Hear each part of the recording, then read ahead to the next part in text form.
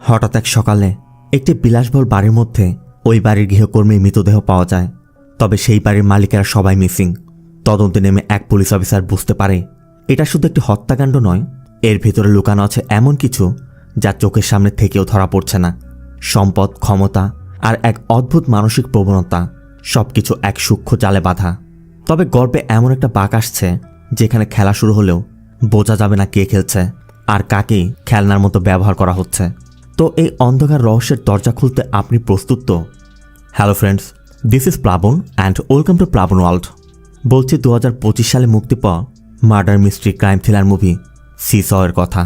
প্রথমে বলে নিচ্ছি, মুভিটি একটি আন্ডাররেটেড মুভি, তবে মুভির কনসেপ্টটা একদমই বাস্তবধর্মী। তো আর কথা না বাড়িয়ে সোজা এক্সপ্লেনেশনে চলে যাচ্ছি। মুভির শুরুতেই আমাদের একটি এমবামিং সেন্টার দেখানো হয়।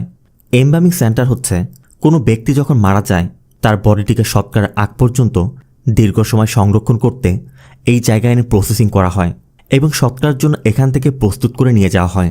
এই ব্যক্তির নাম সেলভা। এই এমবামিং সেন্টারে কাজ করে। প্রতিদিনের মতোই সেলভা একটি বডির কাজ করছিল। তবে কাজ শেষ করে বাইরে বের হতেই সেলভা এখানের অ্যাম্বুলেন্স চালকের সাথে কথা বলছিল। চালক জানায় এই বডিটি নিয়ে সে কেরালা যাবে। এর মধ্যে সেলভার কাছে একটি কল আসে। কলটি পাওয়া মাত্রই সেলভা কিছু সময়ের জন্য স্তব্ধ হয়ে যায় আর এরপরই দেরি না করে দ্রুত একটি বাড়ির দিকে ছুটে যায়। তবে সেই বাড়ির সামনে গিয়ে দেখে বাড়ির মধ্যে পুলিশ, মিডিয়া সব ভিড় করেছে। ভিড় ঠেলে সামনে গেলেই সেলভা একটি মৃতদেহ দেখতে পায়। মূলত এই বাড়ির গৃহকর্মী রাজুর মৃতদেহটি। সেলভা বডিটি দেখা মাত্রই একদম হতভম্ব হয়ে যায়। এদিকে পুলিশের সদস্যরা পুরো বাড়ি তন্ন তন্ন করে খুঁজে জানায় বাড়ির মধ্যে কেউই নেই, শুধু বাইরে লাশটি পড়ে আছে। তখন সেলভা ওই অ্যাম্বুলেন্স চালককে কল করে এবং জানতে চায় তুই কি চলে গিয়েছিস। চালক জানায় এখনও যায়নি। সেলভা বলে ঠিক আছে, তুই থাক, আমি আসছি, আমিও তোর সাথে যাব। বলে সেলভা ওই বডি ডেলিভারি দিতে চলে যায়। সিন চলে যায় কমিশনার অফিসে। ইনি হচ্ছেন ইন্সপেক্টর মুগিলান। মুগিলান মূলত ছুটিতে ছিল, কিন্তু কমিশনার মুগিলানকে ডেকে বলে তোমার ছুটি বাতিল, আজ থেকে কাজে যোগ দাও। মুগিলানের বিষয়ে একটি কথা বলে রাখি, মুগিলান এর আগে যে কেসটি তদন্ত করছিল সে কেসের তদন্ত করতে গিয়ে একজন ঊর্ধ্বতন পুলিশ কর্মকর্তার কানেকশন খুঁজে পেয়ে তাকে অ্যারেস্ট করতে যাচ্ছিল।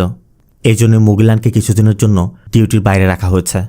কমিশনার মুগিলানকে বলে দেখো মুগিলান, সব জায়গায় আদর্শ দিয়ে কাজ হয় না, কিছু জায়গায় কম্প্রোমাইজও করতে হয়। এরপর কমিশনার মুগিলানকে কৃষ্ণমূর্তি নামে তার এক বন্ধুর সাথে পরিচয় করিয়ে দেয় এবং বলে ওর ভাতিজা আধাবান আর তার স্ত্রী মালবিকাকে গতকাল থেকে পাওয়া যাচ্ছে না। রাজু নামে এক লোক ওদের বাড়িতে কাজ করত। সকালে বাড়ির সামনে তার মরদেহ পাওয়া গেছে। লোকাল থানার এসআই কমল ঘটনাস্থলে গিয়ে কিছু তথ্য সংগ্রহ করেছে। তুমি কমলের থেকে সেই সব তথ্য নিয়ে দ্রুত এই কেসের তদন্ত শুরু করো। আর কমিশনার কথা মতো মুগিলান কমিশনার অফিস থেকে কৃষ্ণমূর্তি আর ওই এসআই কমলকে নিয়ে সোজা ঘটনাস্থলে পৌঁছে যায়। এসআই কমল জানায় স্যার, এখানে আধাবন আর মালবিকা নামে এক দম্পতি থাকত। তাদের সদ্যই বিয়ে হয়েছিল আর রাজু অনেক বছর যাবৎ এখানে কাজ করত। কিছুদিন আগে আধাবনের বাবা মারা গিয়েছিল। মুগিলান জানতে চায় ওর রিলেটিভ বা বন্ধুদের বিষয়ে কিছু জানা গেছে। কমল বলে স্যার, রিলেটিভের খোঁজ নিচ্ছি, তবে ওর একজন বন্ধু আছে নাম সেলভা, এমবামিংয়ের কাজ করে। কিন্তু মুগিলান এটাই বুঝতে পারছে না আধাবনের মতো এত বড় একজন ইন্ডাস্ট্রিয়ালিস্ট তার বন্ধু একজন এমবামিং ওয়ার্কার, এটা কিভাবে সম্ভব। কমল তখন বলে স্যার, ওরা ছোটবেলার বন্ধু। মাঝে মধ্যেই সেলভা আধাবনের সাথে দেখা করতে তার বাড়িতে আসত। সব কিছু শোনার পর মুগিলান সেলভাকে দিয়ে তার প্রথম জিজ্ঞাসাবাদ শুরু করতে চায়, কিন্তু কমল জানায় স্যার, সেলভা তো এখন শহরের বাইরে একটি মৃতদেহ ডেলিভারি করতে কেরালাতে গিয়েছে।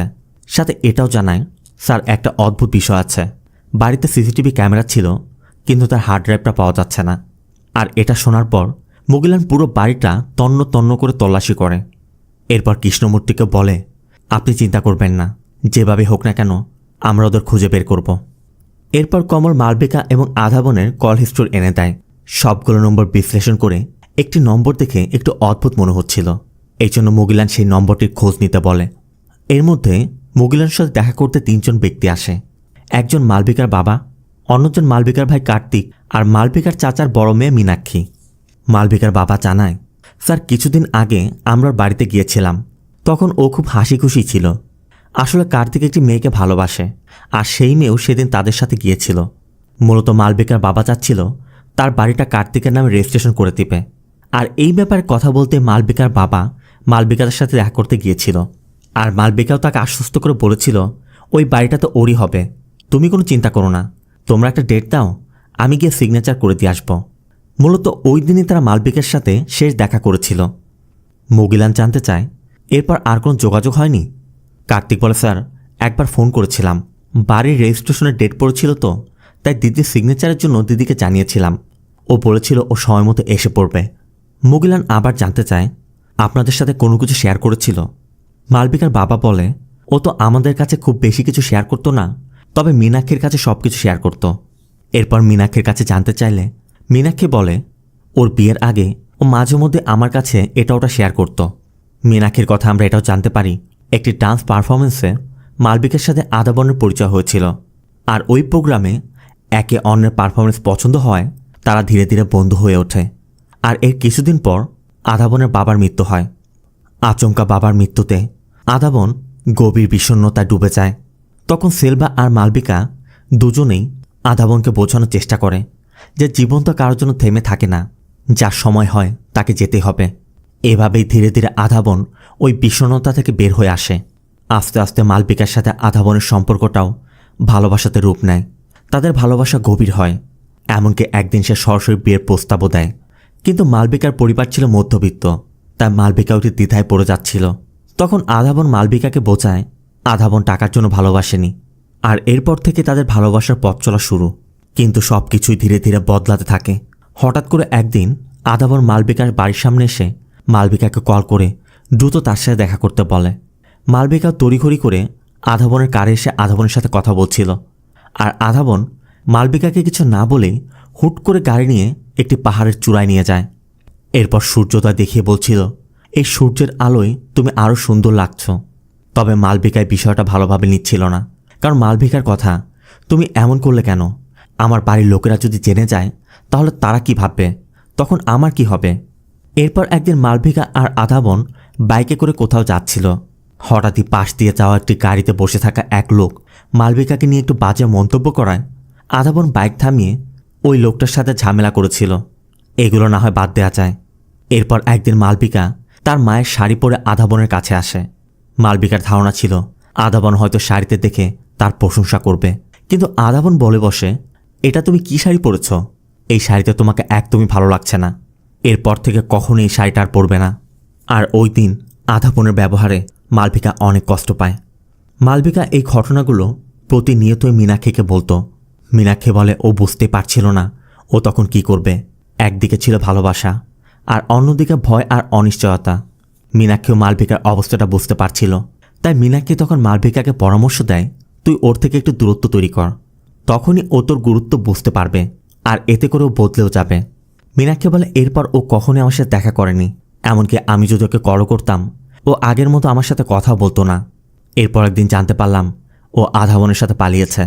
তবে মীনাক্ষী যাওয়ার আগে মুগিলানকে এটা বলে যায় স্যার আদাবন খুব অদ্ভুত একটা ছেলে, আর তার একটা বন্ধু আছে সেলভা, ওর সাথে কথা বললে আপনি হয়তো অনেক কিছু জানতে পারবেন বলে মীনাক্ষী চলে যায়। এরপর মুগিলান পোস্টমর্টম করে ডক্টরের সাথে কথা বলে। ডক্টর মুগিলানকে জানায় রাজুর পেটের মধ্যে কেউ একটি বড় রড ঢুকিয়েছিল, আর ওর নখের মধ্যে কিছু স্কিনের স্যাম্পল পাওয়া গেছে। আমি সেগুলো ফরেন্সিক টিমকে পাঠিয়ে দিয়েছি, আপনি গিয়ে রিপোর্টটা সংগ্রহ করে নিন। এরপর মুগিলান ওই বাড়ির ড্রাইভারকে জিজ্ঞাসাবাদ করতে থানায় ডাকে।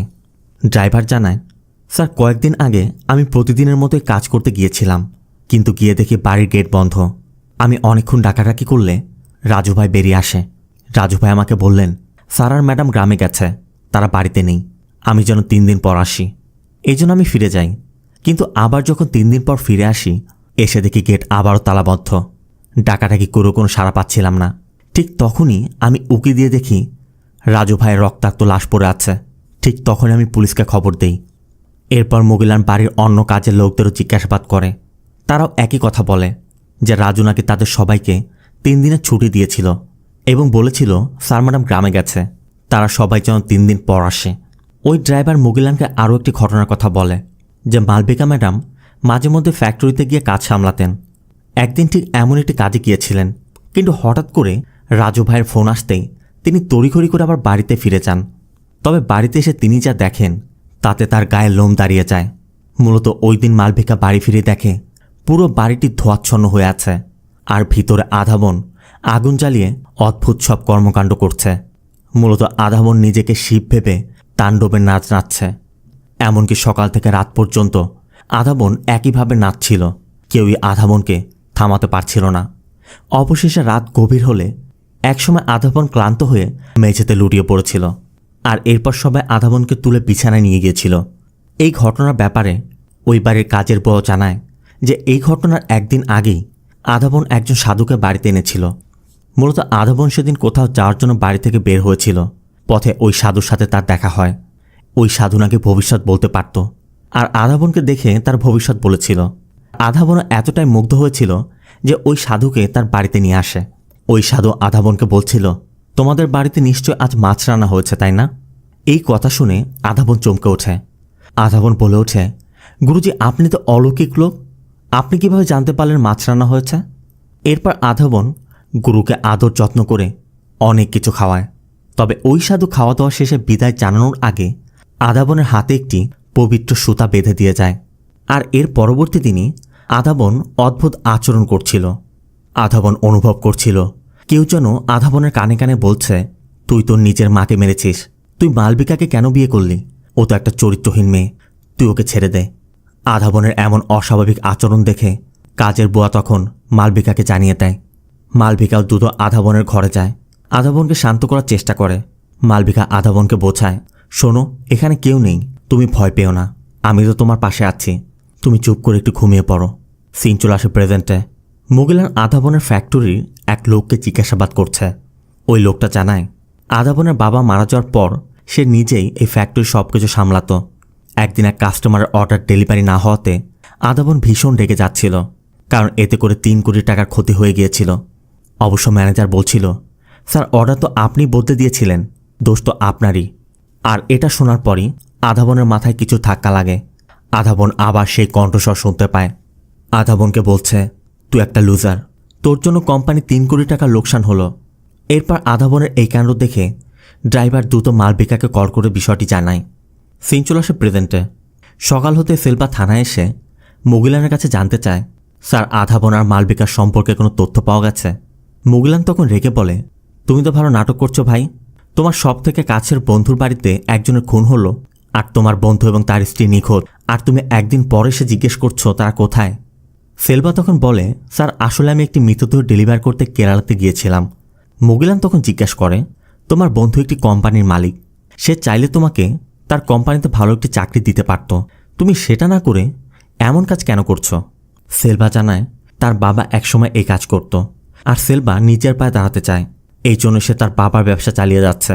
এরপর মুগিলান জানতে চায়, আমি শুনেছি আধাবন একটু অদ্ভুত স্বভাবের ছিল, এ বিষয়ে তুমি কিছু জানো? সেলভা বলে, স্যার, ওর বাবার মৃত্যুর পর ও অনেকটাই ভেঙে পড়েছিল, আর ওই সময় ওর সঙ্গে মালবিকার দেখা হয়। আমি আর মালবিকা মিলে ওকে স্বাভাবিক করার অনেক চেষ্টা করি। পরে একদিন আধাবন মালবিকাকে প্রপোজ করে, আর মালবিকাও সেটা মেনে নেয়। কিন্তু কিছুদিন পর আধাবনের ব্যবহার কেমন যেন হচ্ছিল। মালবিকাও তার কিছুদিনের জন্য ওর থেকে দূরে সরে গিয়েছিল। তখন আধাবন আবারও বিষণ্ণতায় ডুবে যাচ্ছিল। এর মধ্যে একদিন রাজু আমাকে কল করে জানায় যে আধাবন হয়তো কিছু করে ফেলতে পারে। আর সেটা শোনা মাত্রই আমি আর দেরি না করে আধাবনের কাছে ছুটে যাই। গিয়ে দেখি ও একবার অস্বাভাবিক আচরণ করছে। আমিও বুঝতে পারছিলাম না ও এমনটা কেন করছে, তাই আমি ওকে দ্রুত হসপিটালে নিয়ে যাই। হসপিটালে কয়েকদিন চিকিৎসার পর ও কিছুটা ভালো হয়ে যায়। তখন আমি মালবিকাকে ফোন করে সব কিছু জানাই, আর এরপর মালবিকাকে দেখতেও আসে। হাসপাতালে আধাবন মালবিকাকে দেখে বলছিল, দয়া করে আমাকে ছেড়ে যেও না, তোমাকে ছাড়া আমি বাঁচতে পারবো না। মালবিকাও তখন বুঝতে পারে আধাবনের হয়তো মন মানসিকতা ঠিক ছিল না, তাই ওর আচরণ এমনটা হয়ে গিয়েছিল। এই জন্য সে আধাবনকে বিয়ে করতে রাজি হয়, আর এরপর ওদের বিয়েটাও হয়ে যায়। সেলভা বলে, এরপর একদিন মালবিকা আমাকে কল করে জানায় যে আধাবন আজকাল অদ্ভুত আচরণ করছে, আমি যেন গিয়ে দেখি। আর মালবিকার কল পেয়ে আমি গিয়ে দেখি আধাবন চিৎকার করে করে বলছে, মালবিকাকে বিয়ে করে আমি ভুল করেছি, আমি আমার বাবা মাকে দেখতে চাই, আমি তাদের কবরের কাছে যাব। এটা বলে আধাবন তার বাবা মার কবরের দিকে ছুটে যাচ্ছিল। আর এই জন্য মালবিকাকে বাড়িতে রেখে আমি আর রাজু আধাবনের পিছু পিছু কবরস্থানে যাই। আর সেখানে গিয়ে দেখি আধাবন কবরস্থানে গিয়ে বাবা মায়ের কবরের পাশে বসে কান্না করছে, আর বলছে, তোমরা আমাকে ফেলে চলে গেলে কেন? আধাবন তখন মদ খেয়ে প্রচণ্ড নেশাগ্রস্ত। এরপর সেলভা আর রাজু আদাবনকে আবার বাড়িতে নিয়ে আসে। কিন্তু বাড়িতে আসার পর আদাবন আবারও ঠিক একই রকম আচরণ শুরু করে। অবশ্য সেলভা অনেক কষ্টে আদাবনকে থামায়। এ পর্যন্ত বলার পর সেলভা মুগিলানকে জানায়, কেরালা যাওয়ার পথে ড্রাইভার আমাকে ফোন করে জানিয়েছিল যে রাজু ভাই মারা গেছেন আর আদাবন আর মালবিকার নিখোঁজ। এটা শোনার পরে আমি তথ্য নিতে এসেছি। এছাড়া আমি কিছু জানি না। আপনি প্লিজ ওদের খুঁজে বের করুন। মুগিলান বলে, ঠিক আছে, আপাতত তুমি শহরের বাইরে যেতে পারবে না। দরকার হলে তোমাকে আমরা আবার ডাকব। এই জন্য সেলভা বাড়িতে ফিরে যায়। আর বাড়িতে ফিরতে তার মা বলে, তোকে খুঁজতে আদাবন এসেছিল। আর আদাবনের কথা শুনেই সেলভা তো পুরো হতবাক। সেলভা তার বাড়ির আশেপাশে আদাবনকে খুঁজছিল। আর এভাবেই খুঁজতে খুঁজতে একসময় রাত হয়ে যায়। আর এরপরই আচমকা সেলভার সামনে আদাবন এসে দাঁড়ায়। আদাবনকে দেখা মাত্রই সেলভা গাড়ি থেকে নেমে গিয়ে জানতে চায়, তুমি এতদিন কোথায় ছিলে আর এই অবস্থা কেন? চলো আমি তোমাকে নিয়ে যাচ্ছি। তবে আদাবন কোনো উত্তর না দিয়েই সেলভাকে মারতে শুরু করে। আদাবন মারছিল আর চিৎকার করে বলছিল, আমার মালবিকা কোথায়? তুই আমার মালবিকাকে মেরে ফেলেছিস, ওকে ফিরিয়ে দে। সেলভা তো পুরো হতভম্ব। সেলভার কথা আমি কেন মালবিকাকে মারব? তুমি এসব কি বলছো? সেলভা বুঝতে পারছে না সেলভা এখন কী করবে। তারপর অনেক কষ্টে সেলভা আদাবনকে হসপিটালে নিয়ে যায়। আর হসপিটালে নেয়ার পর ডক্টররা দ্রুত আদাবনের চিকিৎসা শুরু করে। কিছুক্ষণ পর আদাবন কিছুটা শান্ত হয়ে যায়। তখন আবারও আদাবন সেলভাকে বলছিল, মালবিকা কোথায়? আমাকে বাড়িতে নিয়ে চল, আমি ওর সাথে কথা বলতে চাই। আর তোর ফোনটা দে বলে আদাবন সেলভার ফোনটি নিয়ে যায়।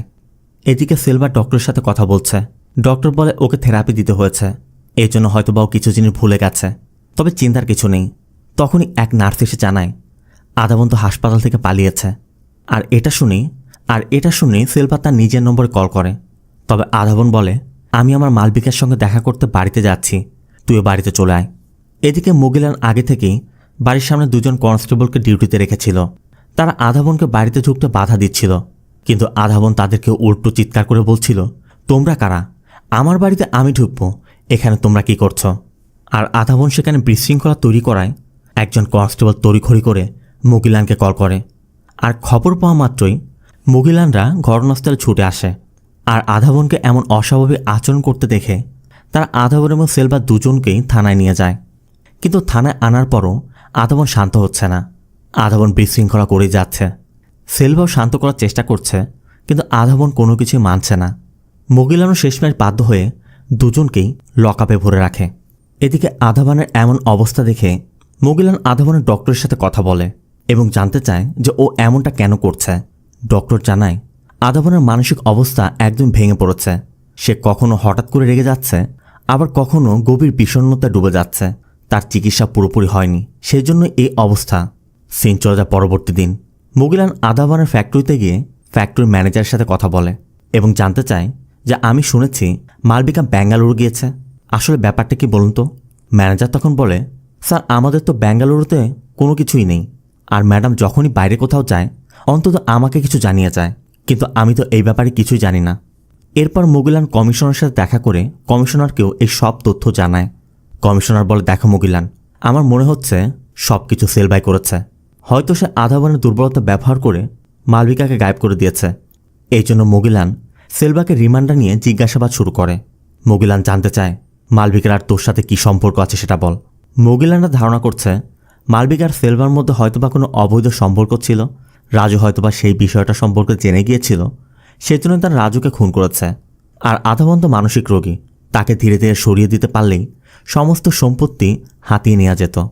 অবশ্য এগুলো শুনে সেলভার চোখ দিয়ে অঝরে জল গড়িয়ে পড়ছিল। সেলভা তখন কাঁপা কাঁপা কণ্ঠে বলছে, স্যার দয়া করে এমন কিছু বলবেন না। মালবিকা তো আমার বোনের মতো ছিল, আর ও তো এখন বেঁচেই নেই। আর এটা শোনার পর মুগিলানের মুখটা যেন শুকিয়ে যায়। অন্যদিকে লকআপে থাকা আদাবনও হাউমাউ করে কেঁদে ওঠে, বলে ওঠে, সেলভা তুই কি বললি এটা? মালবিকা মরতে পারে না। আদাবন আবারও পাগলামো শুরু করে। আর পরিস্থিতি এতটা নিয়ন্ত্রণের বাইরে চলে যায় যে জন্য পুলিশ তাকে হসপিটালে নিয়ে ভর্তি করে। আর এদিকে সেলভা মুগিলানকে পুরো ঘটনা খুলে বলছে। সিন চলে যায় ফ্ল্যাশব্যাকে। যেদিন রাতে আদাবন তার বাবা মায়ের কবরে গিয়ে আবার ফিরে এসেছিল, ঠিক সেই রাতে রাজু ফোন করে সেলভাকে ডেকে পাঠায়। সেলভা আদাবনের বাড়িতে ছুটে যায়। আর বাড়িতে গিয়ে সে যা দেখতে পায় তা সে কল্পনাও করেনি। বিছানার মধ্যে মালবিকার নিথর দেহটি পড়ে আছে, আর আদাবন নির্বাক শূন্য দৃষ্টিতে পাশেই বসে আছে। সেলভা ভালো করে জানে আদাবন এখন সেন্সে নেই, তাই পাগলামির মধ্যে হয়তোবা মালবিকার হত্যা করে ফেলেছে। আধাবান তখনও বলে যাচ্ছে, আমি ওকে মেরে ফেলেছি। এদিকে রাজু বলছিল, আমাদের এখনই পুলিশকে জানাতে হবে, এটা তো পুলিশ কেস হবে। এদিকে আধাবানও মানসিকভাবে অসুস্থ, তাই আধাবানের শাস্তিটাও কম হবে। কিন্তু আধাবান আরও পাগলামো করছিল। আধাবান বারবারই বলছে, আমি মালবিকার কাছে যেতে চাই, দয়া করে তোমরা পুলিশকে ডেকো না, কারণ পুলিশ ওর কাছ থেকে আমাকে কেড়ে নিবে। আমি ওর সাথে আরও কিছু সময় কাটাতে চাই। তুই মালবিকার এমবাবিং করে দে, যা টাকা লাগে আমি দিব। বলে আধাবান কিছু টাকাও বের করে দেয়। এদিকে সেলভাও আধাবানের যন্ত্রণাটা বুঝতে পারছে, সেও সহ্য করতে পারছে না। এই জন্য সেলভা তার অ্যাম্বুলেন্স সেন্টারে গিয়ে প্রয়োজনীয় সকল জিনিসপত্র নিয়ে আসে আর আধাবানের কথা মতো এমবাবিং করে দেয়। মালবিকা এমনভাবে শুয়ে আছে, আধাবানের মনে হচ্ছিল মালবিকা হয়তো গভীর ঘুমে ঘুমাচ্ছে। এদিকে সেলভা রাজুকে সারা রাত এসি চালিয়ে রাখতে বলে। সেলভা বলে, আমি সকালে একটি বক্সের ব্যবস্থা করব। এই বলে সেলভা চলে গিয়েছিল। সিন প্রেজেন্টে সেলভা মুগিলানকে বলে, স্যার পরবর্তী দিনই আমি একটি ডেলিভারির কাজে কেরালা চলে যাই, আর এরপরে আমি ওই ঘটনার কথা শুনতে পাই। আবার আপনারা বলছিলেন ঘরের মধ্যে কাউকে পাওয়া যায়নি, তাহলে মালবিকার দেহটি কোথায় গেল? তার মানে মালবিকার বডিটি কোথায় আছে সেটা একমাত্র আধাবানই জানে। এদিকে আধাবানের পরিস্থিতি নিয়ন্ত্রণ করতে, আধাবানকে শান্ত করতে শক থেরাপি দেয়া হয়। আর শক থেরাপির কারণে আধাবান তার স্মৃতিশক্তি পুরোপুরি হারিয়ে ফেলেছে। আর এসব শুনে মুগিলানও সরাসরি ডক্টরের সাথে দেখা করে। আধাবানের ব্যাপারে জানতে চাইলে ডক্টর একটু সংকোচ করে বলে যে, আমি নিশ্চিত করে কিছু বলতে পারবো না। যদি সে নিয়মিত চিকিৎসা নিত তাহলে এতদিনে সে অনেকটাই সেরে উঠত। কিন্তু সমস্যা হলো, কিন্তু মুগিলানেরও এখানে কিছু একটা গণ্ডগোল মনে হচ্ছে। এজন্য মুগিলান কমলের সাথে আলোচনা করছিল। মুগিলানের ধারণা কিছু একটা বাদ পড়েছে, এমন কিছু যেটা এখনও তাদের চোখ এড়িয়ে যাচ্ছে। অবশ্য কমল তা মানতে নারাজ। কমল বলে, না স্যার, সব কিছুই তো পরিষ্কার। এই সব কিছুর পেছনে ওই পাগল আধাবানের হাত আছে। কেসটা জটিল লাগছে ঠিকই, কিন্তু আসলে কেসও কিছুই নেই। তবে মুগিলান এক মুহূর্ত চুপ থেকে শুধু এটাই বলে, ধরলাম আধাবানই এসব করেছে, তারপরও কেন জানি এই কেসটা এরকম একটা মোড় এসে শেষ হয়ে যাওয়াটা আমার কাছে সন্দেহজনক মনে হচ্ছে। মুগিলান কমিশনারের সাথে দেখা করে আর এই কেসের পুরো বিস্তারিত সব কিছু জানায়। কমিশনার বলে, দেখো মুগিলান, তোমার এখন উচিত এই কেসে সেলভাকে ফাঁসিয়ে দেয়া। আমাদের অনেক পেন্ডিং কেস আছে, এত কিছু দেখার সময় নেই। এই কেস বাদ দাও, পরে দেখা যাবে। কিন্তু মুগিলানের কথা, স্যার আমি সেটা করতে পারবো না, কারণ সেলভার বিরুদ্ধে একটা প্রমাণও নেই। এরপর মুগিলান থানায় ফিরে একা একা চিন্তা করছিল। আর হঠাৎই মুগিলানের কিছু একটা মনে পড়ে যায়। মুগিলান দ্রুত মালবিকার কল হিস্ট্রি চেক করে আর কনস্টেবলের কাছে জানতে চায়, আমি যে তোমাকে একটা নম্বরের তথ্য আনতে বলেছিলাম সেটা এনেছ? কনস্টেবল জানায়, স্যার নম্বরটা কার্তিকের গার্লফ্রেন্ডের, মানে যার সাথে বিয়ে হওয়ার কথা ছিল। কার্তিক মূলত মালবিকার ভাই। ঠিক তখনই ফরেন্সিক টিম থেকে কল আসে। তারাও জানায় রাজুর নখের মধ্যে যে ডিএনএ স্যাম্পল পাওয়া গেছে সেটা আধাবান, সেলভা বা মালবিকা কারোর সঙ্গে ম্যাচ করেনি। আর ফরেন্সিক থেকে এটা জানার পর মুগিলান এখন স্পষ্ট বুঝতে পারছে এদের বাইরেও এই কেসে তৃতীয় কোনো ব্যক্তি আছে যে এই পুরো রহস্যের চাবিকাঠি নাড়ছে। এরপর মুগিলান কার্তিকের গার্লফ্রেন্ডের সাথে দেখা করে এবং জানতে চায়, ঘটনার ঠিক আগের দিন তুমি মালবিকাকে ফোন করেছিলে কেন? এই মেয়েটির নাম হচ্ছে সিমি। এরপরই সিমি ধীরে ধীরে সব কিছু খুলে বলতে শুরু করে। সিমি যেমনটা বলছে, সিমি আর কার্তিক একে অন্যকে ভালোবাসত। একদিন কার্তিক সিমির কাছে কিছু টাকা ধার চাচ্ছিল, কিন্তু সিমির কাছে তখন টাকা না থাকায় সিমি তার গলার চেনটি কার্তিককে দিয়ে সেটি বন্ধক রাখতে বলেছিল।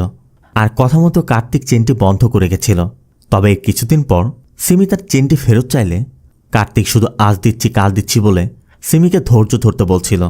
তবে আস্তে আস্তে সিমি বুঝতে পারে কার্তিক অনেকের কাছ থেকে ঋণ নিয়েছে, কারণ প্রতিনিয়ত বিভিন্ন পাওনাদারেরা কার্তিককে ফোন করতে শুরু করে।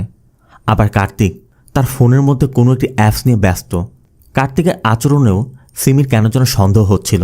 এই জন্য সিমি একসময় কার্তিকের কাছে সত্যটা জানতে চায়। আর কার্তিকও জানায় সে এবং তার দুই বন্ধু মিলে একটি বেটিং অ্যাপে ইনভেস্ট করেছে। সেখানে নাকি 10,000 টাকা ইনভেস্ট করলে গেম খেলে 1 কোটি টাকা পর্যন্ত জেতা যায়। আর কার্তিকের থেকে এটা জানার পর সিমি মালবিকাকে কল করে সব কিছু বলে দেয়। সাথে এটাও বলে, আমি কার্তিককে বিয়ে করতে পারছি না, কারণ ওর তো কোনো ভবিষ্যৎই নেই। সিন চলে আসে প্রেজেন্টে। কমল কার্তিকের সাথে দেখা করে কার্তিকের কাছে জানতে চায়, তুমি তো বলেছিলে সেদিন তোমার বোনের সঙ্গে শুধুমাত্র প্রপার্টি সিগনেচার নিয়ে কথা হয়েছিল, কিন্তু তোমাদের কল হিস্ট্রি বলছে তোমাদের সাথে অনেক সময় কথা হয়েছে। এত সময় তোমাদের মধ্যে কি কথা হয়েছিল? আর এটা শোনা মাত্র কার্তিকে একটু ঘাবড়ে যায়। কার্তিক কমলকে ধাক্কা দিয়ে সেখান থেকে পালিয়ে যাওয়ার চেষ্টা করে। আর এরপরে রাস্তার মোড়ে আসতেই কার্তিক তার এক বন্ধুকে দেখতে পেয়ে তার বাইক নিয়ে পালানোর চেষ্টা করছিল। আবার মুগিলানও এদিক দিয়ে যাচ্ছিল, তাই মুগিলান তাদের ধরতে চেষ্টা করলে কার্তিক সেখান থেকে পালিয়ে যায়। আর কার্তিকের বন্ধু পুলিশের হাতে ধরা পড়ে। এরপর কার্তিকের ওই বন্ধুকে থানায় নিয়ে ইচ্ছামতো উত্তম মাধ্যম দিয়ে জিজ্ঞাসাবাদ শুরু করা হয়। আর এরপরে আসল সত্যিটা উঠে আসে। কার্তিকের ওই বন্ধু জানায় কার্তিক একদিন তাদের দুজনকে একটি গেমের লিঙ্ক পাঠিয়েছিল। প্রথমে ওই অ্যাপের মধ্যে তারা 10,000 টাকা ইনভেস্ট করেছিল। আর সেই 10,000 টাকা ইনভেস্ট করে তারা গেম খেলে সেখান থেকে ভালো একটা অঙ্ক জিতেও নিয়েছিল। সেই টাকায় তারা বাইক থেকে শুরু করে বেশ কিছু জিনিসপত্র কিনে ফেলে। খুব ভালো দিন কাটছিল, কিন্তু তাদের সেই আনন্দ আর বেশি দিন টিকেনি। কারণ কয়েকদিনের মধ্যেই তারা ওই গেমে লস করতে শুরু করে। তাও একবার দুবার না, টানা লস। কয়েকদিন আগেই জেতা টাকা দিয়ে তারা যে জিনিসপত্র কিনেছিল, বাধ্য হয়ে তাদেরকে একসময় ওই সকল জিনিসপত্র বিক্রি করে দিতে হয়। আর ধীরে ধীরে তারা ওই অ্যাপের প্রতি এতটা অ্যাডিক্টেড হয়ে গিয়েছিল, প্রথম তারা ওর থেকে ধার নিতে শুরু করে। কিন্তু পরবর্তীতে ধার না পেয়ে তারা নিজ বাড়ি থেকে টাকা, স্বর্ণ, বিভিন্ন জিনিসপত্র চুরি করতে শুরু করে। আর এর মধ্যেই সিমি কার্তিকের বিষয়টি জানতে পেরে মালবিকাকে জানিয়ে দেয়। আর মালবিকা সব কিছু জানার পর মালবিকা তার বাবাকে কল করে সব কিছু জানাতে যাচ্ছিল, কিন্তু কার্তিক ফোন ধরায় কার্তিক বুঝতে পারে মালবিকা কি বলতে চাচ্ছে। এই জন্য মালবিকা যেন কিছু বলতে না পারে, তাই কার্তিক তার বাবার ফোনটা বন্ধ করে দেয়। তবে মালবিকা বারবার কার্তিককে ফোন করে বোঝাতে চেষ্টা করছিল যে এগুলো করিস না। কার্তিকও বলছিল আমি কিছুই করিনি, আমাকে একটু সময় দাও, আমি সব ঠিক করে ফেলবো। যাদের থেকে ঋণ নিয়েছি আমি সব ঋণ পরিশোধ করে দেব। কারণ কার্তিক তখনও বিশ্বাস করছে সে হয়তো একদিন জিততে পারবে।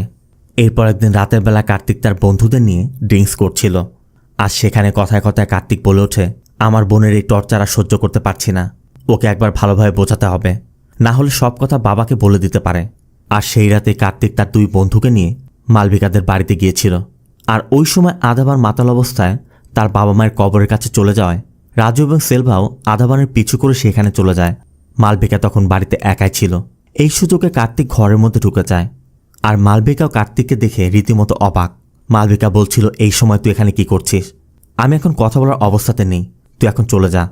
কার্তিক মালবিকাকে বারবার বোঝানোর চেষ্টা করছে, তুই কেন বারবার ফোন করছিস, আমাকে তো টর্চার করছিস কেন?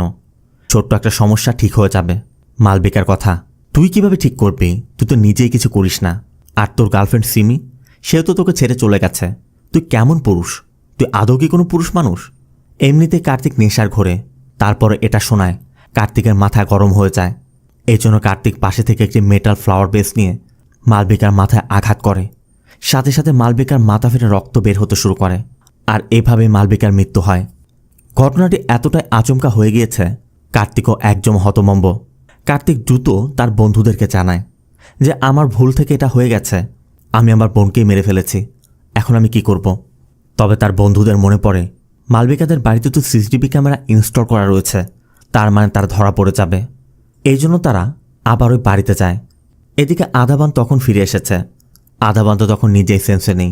আধাবান ভাবছিল মালবিকা ঘুমিয়েছে, এই জন্য আধাবান মালবিকার পাশেই ঘুমিয়ে পড়েছিল। কার্তিকও সেই সুযোগটি কাজে লাগিয়ে তার দুজন বন্ধুকে নিয়ে সেখান থেকে হার্ড ডিস্ক চুরি করে সেটাকে ভেঙে নদীতে ফেলে দেয়। আর এর পরবর্তী দিনে কার্তিকরা একটি ট্যুরে চলে যায়। কার্তিক ভাবছিল কেউ হয়তোবা তাকে মালবিকার মৃত্যুর খবরটি দিবে, কিন্তু 4 দিন পার হয়ে যায়, তবুও কোনো খোঁজ খবর নেই। এই জন্য কার্তিকটা 3 জন আবারও আধাবানদের বাড়িতে যায়। তবে তারা গিয়ে বাড়ির গেটে তালা মারা দেখে দেয়াল টপকে বাড়ির মধ্যে প্রবেশ করে, কারণ তাদের ধারণা বাড়ির মধ্যে মালবিকার বডিটি এখনও থাকতে পারে। তবে তারা বাড়িতে ঢুকতেই শব্দ পেয়ে রাজুর ঘুম ভেঙে যায়। আর রাজু তাদেরকে ধরার চেষ্টা করলে তারা 3 জন বাঁচার জন্য রাজুর পেটের মধ্যে রড ঢুকিয়ে রাজুকে খুন করে। তবে এটাও হয়ে গিয়েছিল একদমই আচমকা। আর রাজুর এই মৃত্যুটিকে দুর্ঘটনা দেখাতে তারা রাজুকে দোতলা থেকে নিচে ফেলে দেয়। আর এরপর ঘরের ভিতর থেকে সকল প্রমাণ মুছে ফেলে। মূলত এই ছিল মালবিকা আর রাজুর মৃত্যুর রহস্য। সিন চলে আসে প্রেজেন্টে। সব কিছু শোনার পর সেলভা একদমই কান্নায় ভেঙে পড়েছে।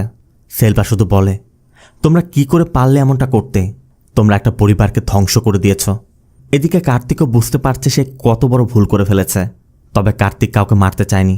অ্যাপের অ্যাডিকশন, ইগো, মদ সব কিছু মিলিয়ে সে নিজেই ধ্বংস হয়ে গিয়েছিল। তাই এই গিল্ট নিয়ে সে আর বাঁচতে পারছে না।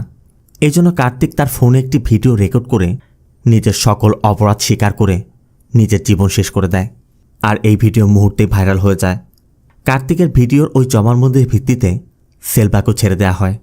এরপর আমাদের দেখানো হয় সেলভা আর আদাবান দুজন কোথাও বসে আছে। তবে একটা প্রশ্ন এখনও রয়ে গেছে, সেটা হচ্ছে মালবিকার বডিটি কোথায় গেল। সেলভা আদাবানের কাছে এখনও জানতে চাচ্ছে তুই মালবিকার বডিটি কি করেছিস, কিন্তু আদাবান কিছুই বলতে পারছে না। আর এরপরে আমাদের দেখানো হয় শহর থেকে দূরে আদাবানদের একটি গেস্ট হাউস আছে। ওই গেস্ট হাউসের দোতলার রুমে একটি বক্সের মধ্যে মালবিকার বডিটি লুকিয়ে রাখা হয়েছে। মূলত আদাবান মালবিকার বডিটি সংরক্ষণ করতেই, তার স্মৃতি ধরে রাখতেই তাকে সেখানে নিয়ে গিয়েছিল। কিন্তু আদাবানের ভিতর থেকে সব স্মৃতি মুছে গেছে। এই জন্য আদাবান আর মনেই করতে পারছে না সেই মালবিকার বডিটি সেখানে রেখে এসেছিল। এর মধ্য দিয়ে মুভিটি শেষ হয়। অ্যাপের আসক্তি কিভাবে একজন মানুষকে ধ্বংস করে দিতে পারে, এই মুভিটি তার বাস্তব উদাহরণ। তাই আপনাদের প্রতি আমার অনুরোধ থাকবে, এই ধরনের আসক্তি থেকে নিজে এবং নিজের পরিবারকে দূরে রাখুন। আমি নিজেও আপনাদের কাছে ক্ষমা প্রার্থী, কারণ আমিও না বুঝে এই ধরনের অ্যাপের প্রমোশন করেছিলাম। তবে আমি যখনই বুঝতে পেরেছি, আমি আমার চ্যানেল থেকে সবগুলো প্রমোশনের ক্লিপ মুছে ফেলেছি। আর অদূর ভবিষ্যতে প্লাবন ওয়ার্ল্ড বা প্লাবন ইউনিভার্সে কোনো ধরনের অ্যাপের প্রমোশন আসবে না। আপনাদের কাছেও আমার জোর অনুরোধ থাকবে, আপনারা এইসব জিনিস থেকে দূরে থাকুন, অন্যদেরকে দূরে রাখার চেষ্টা করুন। তো মুভিটি আপনার কেমন লাগলো অবশ্যই কমেন্টে জানাবেন। আর ভিডিওটি ভালো লাগলে ভিডিওতে লাইক দিয়ে চ্যানেলটিকে সাবস্ক্রাইব করতে অবশ্যই ভুল করবেন না। দেখা হবে অন্য কোনো মুভি বা সিরিজের এক্সপ্লেনেশন ভিডিওতে। ততক্ষণ সব ভালো থাকবেন, সুস্থ থাকবেন। আল্লাহ হাফেজ।